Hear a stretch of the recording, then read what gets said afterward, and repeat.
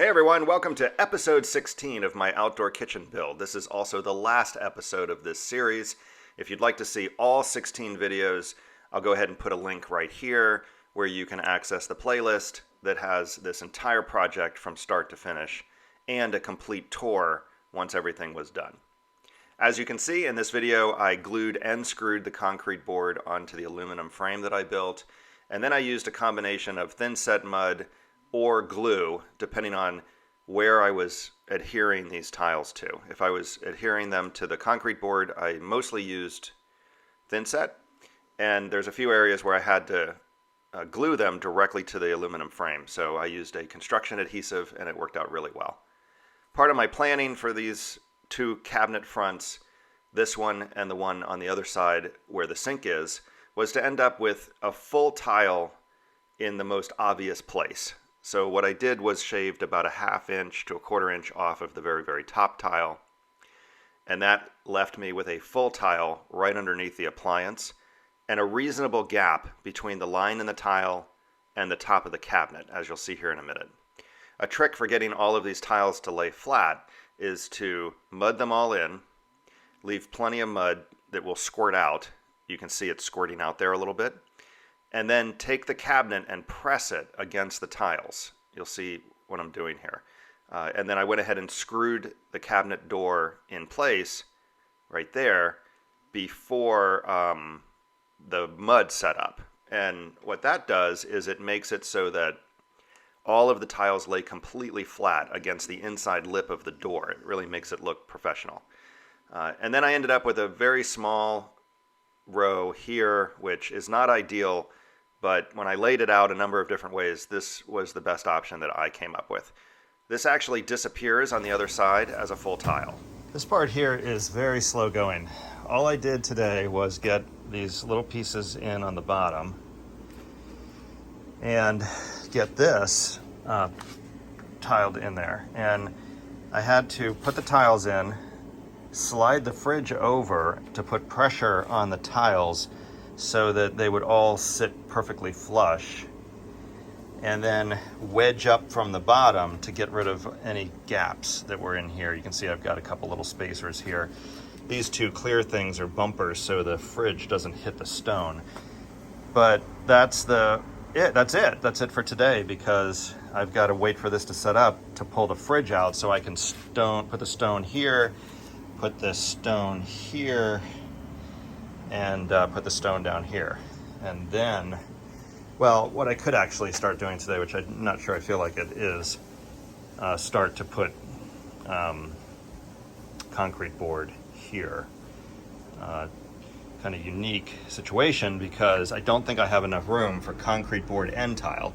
So I think what I might have to do is mount the concrete board in this gap with L brackets, and then tile over the aluminum and the concrete board, because I think I only have one stone's width, but I've got to get the drawers back in to know for sure.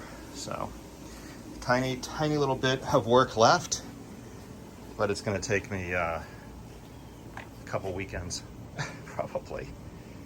Ugh. Slow go, that's for sure, but it sure is coming out nice. I wanted to show you where I screwed up. So I should have put the sink and the side burner a ½ inch further apart, and that would have given me enough room to have concrete board on either side. Where you can see here, I had to lay that concrete board in between the aluminum frame. I've screwed and glued the concrete board to the front of the cabinet as planned. I'm going to have to cut this stone right here because it's in the way of the frame on the door. Concrete board is glued and screwed. Went ahead and put these three in. This one's just really here as a spacer. And then because I have no more room, I had to glue this concrete board. It's also screwed in the back, flush with the frame. And then I'm going to glue the tiles on top of part concrete board and part aluminum. The only way that you'll tell that there is something different is the overhang on the granite here is about a 1/4 inch, and the overhang on the granite on this side will be about a 1/2 inch. And I don't think anyone will notice. And I am getting too old to care about details like that. So I think we're good. I'm gonna let this set up overnight, and then the only thing left to do will be to finish tiling this, pull out the fridge, tile this little bit here, here, and there. And then the last thing that I do will be to set the drawers by screwing them into the frame from inside. So close. Just keeps getting closer and closer. Next up will be taking all the rust off of these pans, putting them back in storage, and bringing all the new stainless out. That was stupid to put these out here. I thought the seasoning would hold up, but I was wrong. All right, till tomorrow. I had to cut that ledger stone in order to slip the door frame into a little gap in between the ledger stone and the tile. I end up having to cut it again because these tiles are about a 1/4 inch thick. And then I realized that literally everything is crooked over here. The sink is a little crooked. I'll talk about that in a minute when I switch to video. But anyway, I had to get the laser out to make sure that I was able to fudge everything just enough to make it look right. And then here you can see I'm just gluing the tiles right onto the aluminum, and it's working great. They are super solid, not going anywhere. Plus the faceplate helps keep the tiles in place. But here you can see why I started at the top and worked my way down instead of the other way around. It's because the floor slants away from the house, and I wanted the full tiles to be where your eye would go, as opposed to leaving a sliver up underneath the granite there. In today's episode of Longest Project Ever, got this decided to glue instead of use the mastic, the concrete mud, because I had to do a lot of gluing directly to the aluminum frame. So I decided to just go ahead and glue all of it. I had to wedge these pieces in there, and I had to shave them down thinner so they would fit, so pretty good. And then all those pieces down there, which you can barely see, but they're in there. The sink is slightly crooked. The cabinet is slightly crooked, and of course the floor is crooked, so I was able to fudge everything and get it to look square. Got the disposal switch in there, nice and tight, and let this sit up overnight. I wedged to this tile here and slammed it in there to take up the gap, because everything kept sagging. So this will set up overnight. I'm actually kind of grateful that this is a stopping point. And then the only thing to do is these little bits here and across the bottom, and I can stop for a while. Here's how we look so far.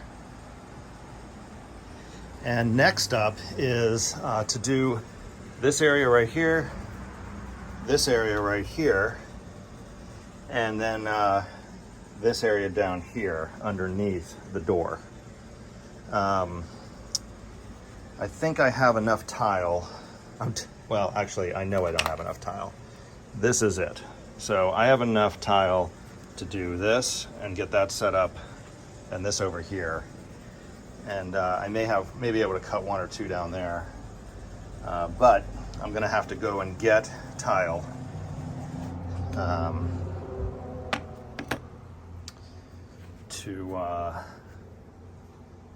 To finish up this project. Now, normally when I have just this little bit of tile left, I would go to the store, see how different these are, these two, and you want a good mix. So normally I would go and get, I don't know, what do I need? 10 more tiles, probably 15 more tiles.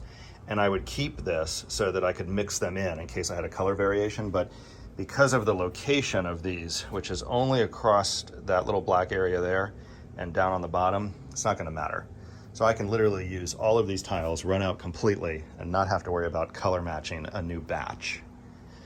Anyway, I bought some of this product, Power Grab Ultimate, because there's going to be quite a bit of heat right in this area potentially.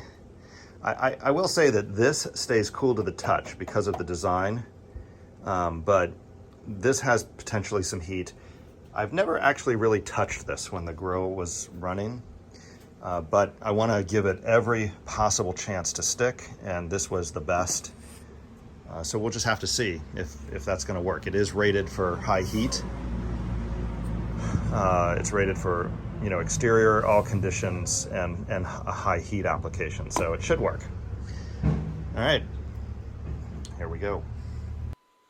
It was raining, as usual, mid-afternoon rain here in Florida, and I had to blow the water out with a blower, but this glue that I chose is really great. I was able to slide the grill out a little bit and then tuck these stones in, and they adhere almost instantly.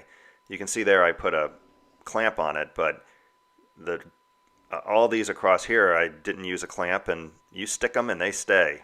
It really worked out great. And then full tile over here is ultimately what resulted in that little sliver earlier in the video. Not quite a full tile, but see what I mean, how crooked the floor is, and it just works out. Made some headway tonight. Got this all done and across here, but of course it is raining. It's raining again. Shocker.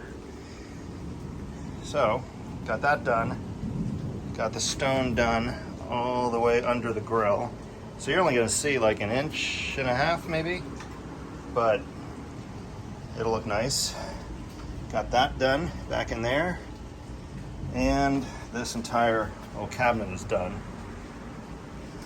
What's left is this strip along the bottom, but I've got to put the fridge up on blocks and get down on my hands and knees and get in there, and I still haven't decided how I'm going to do under here. So I think what I need to do is jack this up, put the little row of tile all the way to the end of the fridge here, put the fridge back in, and then decide. Probably not for tonight though. Well, unexpected little alignment snafu. So turns out the slab is 1/4 inch out further than the frame, and I really had no idea. So when I put the tiles under the fridge, it brought everything out, and I ended up with this gap. However, I'm gonna put this border right above the fridge, so you can see what it looks like right there. It'll just be a round over all the way across, kind of like a belt line between the grill and the fridge. I think it'll look really nice. It'll look like that actually. There we go. And that will fix that problem. And then the only thing left to do is figure out what I'm going to do under there. I think I'm going to do a vent. So I'm just going to have to cut some stainless venting and put it in there and see what it looks like. But we are very close. Ooh, lightning. We're very, very close. You can see the water and what happens when it rains sideways. I may put an awning at some point over there to help protect the grill, but it really isn't a problem, especially when I keep them covered. So I put this ledger cap right across the top there and just used the cabinet and the fridge as a level brace. It just basically sat on there and set up. And then I had this little gap, right, that you saw earlier that I decided to go ahead and put another row of tiles. And all I had to do was scoot the grill forward 1/4 inch, which is fine. It gives a little bit more room on the backsplash to open the grill lid. And I wasn't really happy with the seams, so I was able, by doing this again, to get the seams on those 3 little tiles on either side of the grill. Absolutely perfect. All right, well, the plan is to cut this down. These are wedges that I'm going to use before I screw the door in all the way, but the plan is to take this linear drain. This is 304 stainless, so it matches, and cut this down so that it fits right here. And I want the border around it because I need the width, and I think it'll look nice. So my plan is to cut this out. I think that this is about the same width as this. So if I cut this piece out right here, and then cut this to length, and then reassemble these pieces around the outside of that, and put a dab of glue in all four corners to hold the whole thing together, I think it'll work. I'm going to use a metal cutting wheel and my grinder and some headphones to cut it. Wish me luck. Probably should have put this in a vise and made it a little, held it a little better. But hey, working on your hands and knees in the grass also worked just fine. All I did was cut this to length like I said I was going to do, and then I cut this little border out. Here's where a sawhorse and a clamp would have probably come in handy. But all I needed to do was preserve the very front of it. You're not going to see the edges at all, so I wasn't really worried. And it was a little slow going, but eventually I was able to just slice this entire rim off and then cut it to shape, and then cut this little end piece, which I ended up gluing in place. If I could weld, that would have made this way easier. I ended up riveting and gluing this thing together, and honestly, if I could weld, that would have just really been perfect. Just put a couple tack welds in the corner, get it exactly where I wanted it. You can see here I had to slice this little end piece off, and I ended up gluing that in position right there to give a full border on all four corners. Probably did this the hardest way that I possibly could, but I was feeling my way through it the entire time. Didn't really know exactly what I was going to end up with, but it turned out great, and I'm happy with the end result. The only thing I would have done differently is I would have cut the edges much slower, and maybe dipped the stainless in water or put it in the freezer for a little while so that I didn't get those discolorations on either side. But you'll hear me later in the video, it's a vent. It kind of looks like authentic, I guess. It looks like a vent with the little discoloration on either side from sucking air in. Adds a little character to it.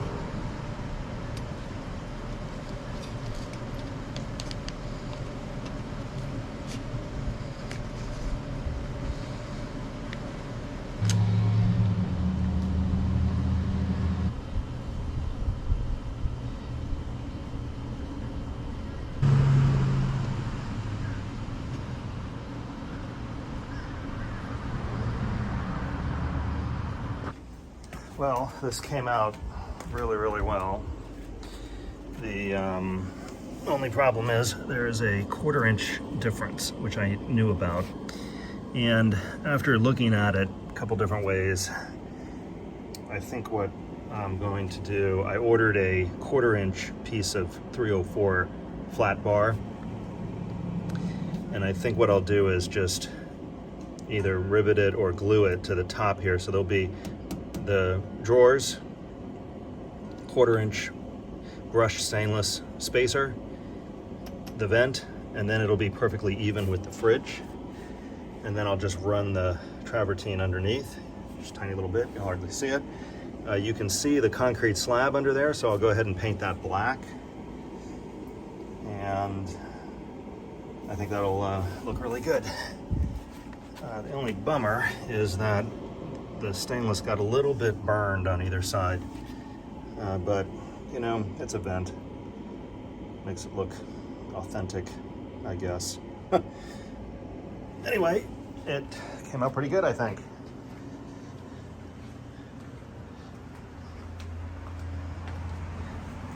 Complements the vent for the fridge.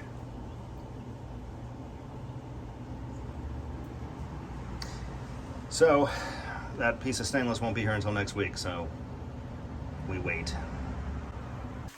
Once again, being able to weld would have been handy. This is an epoxy adhesive. It's called Flex Bond. It's incredible. It has a little bit of flex to it, very, very little, but it is extremely strong and bonds to almost anything. So what I did was clamp the 2 boards in place that you can see, and I sandwiched the piece of 1/4 inch stainless spacer in between the vent and the cabinet, and then taped everything up so I don't get the glue everywhere. And what I wanted to do was create kind of a bead of epoxy across just the back to hold everything in position. The thing that I made, the vent that I made, isn't exactly square, so I had to apply quite a bit of force with that board in order to make it look square to the cabinet. And I'm hoping that after everything sets up that it'll stay that way. I rolled the tape up a little bit here just to create, you know, so it wouldn't sag. It's definitely an overkill of epoxy because I didn't probably need to use this much. I ended up grinding some off. Also, this whole thing is flipped over, so there's no way you're looking down into it. There's no way you would see this mess that I made from the outside. So I wasn't really worried, but I did want to keep it as neat and clean as I could. Set up, you know, I think I probably left it overnight, but once it was set up, I was able to peel all the paint off, and you can see that big old clump of epoxy there. And in a second here, I will bring the camera around and show you how it ended up looking once the boards are removed. And aside from being just a complete mess from the back, it really looks perfect from the front. So I'm happy with it. You can see the spacer and the frame and the vent all came together. And as you can see, it's pretty darn solid. Just a little bit of flex so that when I slide it in, it will press tightly against the bottom tiles.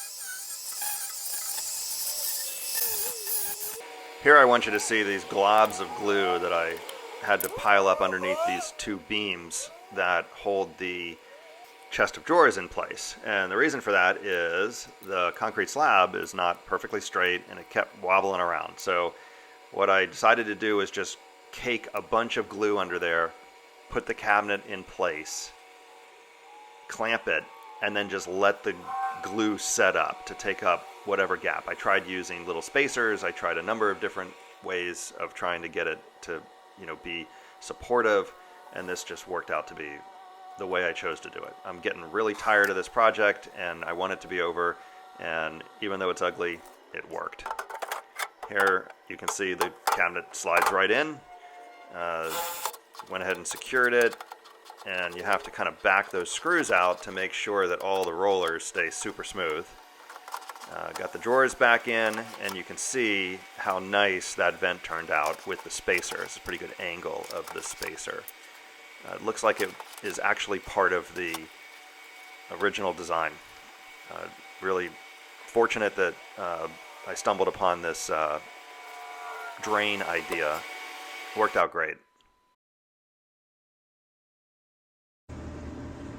It cleaned up nice. Zip tie those up back there and cut this to shape. Let me put it in, I'll show you what it looks like when it's in. There we go. Creates a little air barrier. If there's any moisture in here, it'll lay flat eventually. But if there's any moisture in here, it will give it a little separation between the garbage can and whatever else I store in here. So that'll be nice. This is just one of those stainless steel buckets. Got it from West Marine. And fits in there perfectly right under this tray, which I don't know what I'm gonna do with yet. But that came out nice. Now for the other one. I didn't bother to film this one. It's just cutting of that mat. A little bit more complicated of a shape the way it goes back in there, but came out just like the other side. I wish I painted this black before everything went together. It would have been way easier to paint it first. Wish I did that, forgot. I will eventually, probably. But that's about it for this 9-month project. I am so glad it's over. Let me show you a little bit of footage of what it looks like. And I do have a video of a complete tour of this that I've already posted, and I'll put the link right up above. Click that link for a daytime tour of the entire space. These night photos I just took just to kind of show you what everything turned out. Really, really, really happy with it. I'll show you a few pictures here also of the rest of the patio. But please subscribe if you like these types of videos. That's it for this series.